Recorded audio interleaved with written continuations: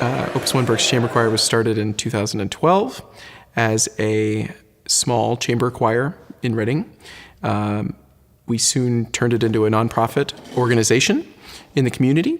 One of our biggest goals is to serve that community musically. I'm very happy to sing with Opus One. I chose the group for a couple reasons. Chris Hoster's a wonderful director. There are many wonderful directors around, but what Chris does is pieces of music that no one else performs. The challenge of new music, trying to perfect it, make it perfect, being with people who I enjoy working with. I think that's the biggest thing, is just coming together and making music as a group. What I think makes Opus One unique is that you're bringing a lot of people from the community, a lot of people from local schools together in one place and encouraging them to make music together. Any kind of music, any kind of art is very cathartic. And at the end of the week, at the beginning of the week, you know, maybe you've got some stress, maybe it was a hard week, maybe it was a great week, but it's nice to come here and sing it out and to make this beautiful music with other people. And it's been like a really warm, wonderful, and super talented group to work with. It kind of pushes you, but it also makes you feel like you can do it. Because a lot of the music that Chris picks is it's challenging.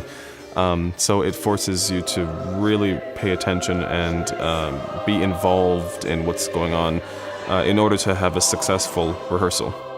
This is the way I picture Chris going to pick out music. He goes to the music library and he goes through and it's like 1900s, 1800s, 1600s. I think I'll choose one here.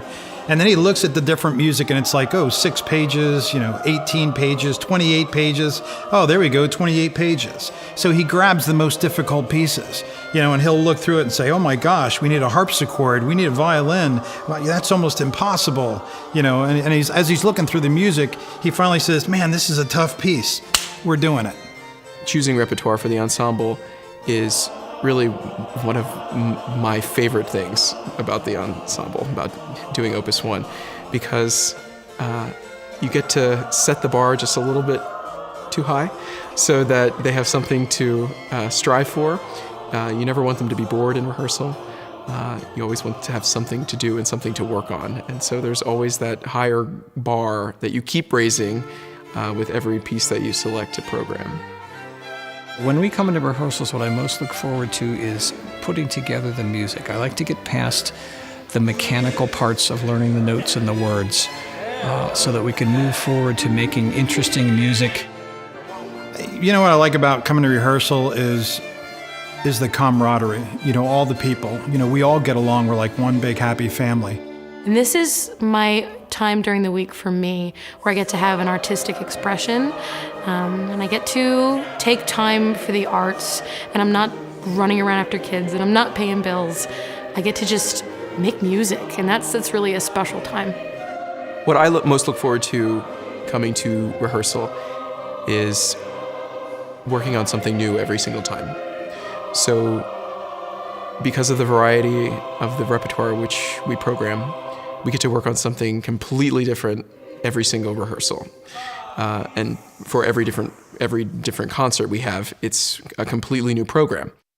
I think my favorite so far would be singing the Buxtehude, the Wounds of Christ. It's a very heavy piece, it's very intricate, and it doesn't necessarily appeal to a wide audience, so I wasn't entirely sure what kind of group we were going to get, how many people we were going to get come out. And I walk out and there's this huge crowd, all types of people, all ages, very diverse. And it was really exciting to see these people excited to see us. That was really cool. Music has to be performed live. The audience should be there live. And Opus One is important because we bring music to the community that it would never hear before. Most of our music is not what you would call commercial music. It's not something that you can hear on a TV commercial. It's not something you hear as the background music for a political rally. It's music that is written by great composers with great messages for the audience, and we always need to have our audience expanding their horizons to hear music they've never heard before. as a group, we're trying to make something beautiful. And we all know that there are problems in the world, and if we can find one place or one thing we can do that provides some sort of beauty and joy, I think it makes it all worthwhile. That's the most important thing, I think, just beauty. We need more beauty in this world. I feel like a lot of us are struggling in the world right now. There's a lot of turmoil, a lot of divisiveness, and I feel like there's nothing that brings us together more than the arts. And so having a chance to kind of drop all that away right now and just kind of focus on making something beautiful in the world, that's a really powerful healing thing, and that's one of the things that keeps bringing me back. This style of music is so unique, and it's not something that you find a lot in the area, and that's why I'm really attracted to singing this type of music. I think it's really important to keep this music alive, especially some of the early music. You know, you don't get a chance to hear some of it too often.